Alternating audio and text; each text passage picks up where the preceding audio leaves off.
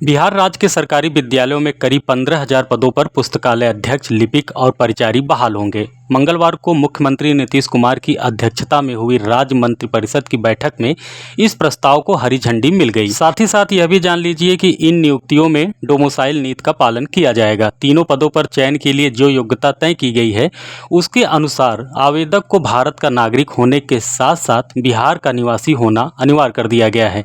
अन्य राज्यों के निवासी इन पदों के लिए आवेदन नहीं कर सकेंगे। शिक्षा विभाग द्वारा तैयार नियुक्ति नियमावली में यह प्रावधान है। बैठक के बाद कैबिनेट विभाग के अपर मुख्य सचिव डॉक्टर एस सिद्धार्थ ने बताया कि तीनों पदों पर नियुक्ति के लिए अलग अलग नियमावली को राज्य कैबिनेट की मंजूरी मिल गई है। नई नियमावली से लगभग 6500 पुस्तकालय अध्यक्षों और 6421 पदों पर विद्यालय लिपिकों तथा 2000 पदों पर परिचारी की नियुक्ति होगी। साथ ही साथ यह भी जान लीजिए कि यह बहाली बीपीएससी से होगी। यह संवर्ग जिला स्तरीय है। हाई स्कूलों में 14 साल बाद पुस्तकालय अध्यक्षों की नियुक्ति होगी। इसके पहले जो है वर्ष 2011 से 12 में पुस्तकालय अध्यक्षों की नियुक्ति हुई थी। यह भी जान लीजिए कि इस भर्ती के लिए क्या मापदंड तय किए गए हैं। मापदंड यह है कि न्यूनतम 45% अंकों के साथ स्नातक की डिग्री हो। आरक्षित वर्ग, दिव्यांग और महिला के लिए न्यूनतम निर्धारित अंक में 5% की छूट मिलेगी। पुस्तकालय विज्ञान में स्नातक और पात्रता परीक्षा में उत्तीर्णता अनिवार्य है। नियुक्ति वर्ष की पहली अगस्त को न्यूनतम आयु 21 वर्ष होनी चाहिए। इस नियमावली के तहत पहली बहाली में अधिकतम आयु सीमा में 10 वर्ष की छूट भी दी जाएगी। कोई भी अभ्यर्थी अधिकतम 5 बार परीक्षा दे सकेंगे।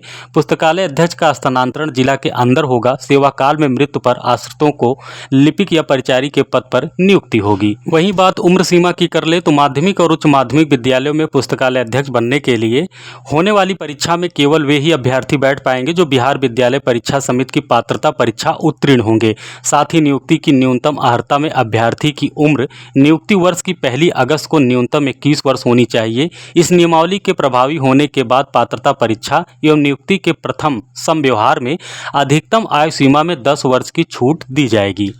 आइए बात कर लेते हैं दूसरी खबर की। दूसरी खबर है झारखंड शिक्षक पात्रता परीक्षा यानी जेटेट 2024 का विज्ञापन रद्द कर दिया गया है। झारखंड एकेडमिक काउंसिलिंग जैक ने मंगलवार को इस संबंध में नोटिफिकेशन जारी कर जानकारी दी। इसमें कहा गया है कि अब परीक्षा नई नियमावली के तहत आयोजित की जाएगी, जिसके लिए फिर से नया विज्ञापन जारी होगा। जैक ने अभी स्पष्ट कर दिया है कि जिन अभ्यर्थियों ने पूर्व में आवेदन शुल्क जमा किया था, उन्हें दोबारा शुल्क नहीं देना होगा। स्कूली शिक्षा एवं साक्षरता विभाग के निर्णय के बाद यह कदम उठाया गया है, जिस पर मंत्री रामदास सोरेन पहले ही स्वीकृति दे चुके थे। जैसा कि आपको पता होगा कि जैक ने पिछले साल जेटेट के लिए 23 जुलाई से 26 सितंबर 2024 तक आवेदन आमंत्रित किए थे, जिसमें करीब 3.5 लाख अभ्यर्थियों ने आवेदन किया था। हालांकि सिलेबस में खामियों के कारण परीक्षा पर रोक लग गई थी।